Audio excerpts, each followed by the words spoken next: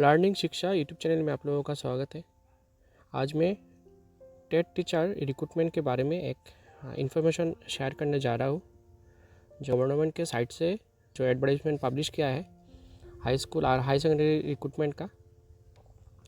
तो उसका district wise, subject wise, medium wise, category wise post को 15 फरवरी से madhyamik.assam.gov.in में मिल जाएगा और कैंडिडेट 16 तारीख मिडनाइट से 28 फरवरी तक ऑनलाइन अप्लाई कर पाएंगे। तो इसके लिए वेबसाइट है आपका www.madhyamik.assam.gov.in। और एक इन्फॉर्मेशन है कि ऑफलाइन एप्लीकेशन आपका एक्सेप्ट नहीं होगा और उसके बाद वेरिफिकेशन प्रोसेस होगा।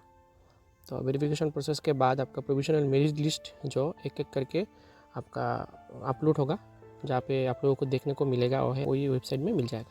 आप लोगों को ऐसा इन्फॉर्मेटिव इन्फॉर्मेशन पाने के लिए मेरा चैनल को सब्सक्राइब कर दीजिएगा और प्लीज़ लाइक कीजिएगा और जितना हो सके शेयर कीजिएगा। और वीडियो देखने के लिए थैंक यू वेरी मच।